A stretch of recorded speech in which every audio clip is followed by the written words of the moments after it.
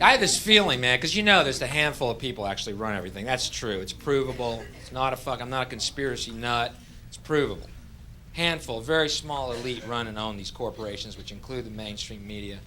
I have this feeling who's ever elected president, like Clinton was, no matter what your promises you promise on the campaign trail, blah, blah, blah, when you win, you go into this smoky room with the 12 industrialist, capitalist scumfucks who got you in there, and you're in this smoky room, and this little film screen comes down, and a big guy in a cigar, roll the film. And it's a shot of a Kennedy assassination from an angle you've never seen before. It looks suspiciously off the grassy knoll.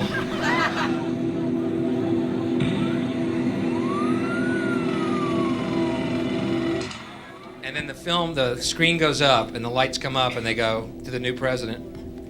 Any questions?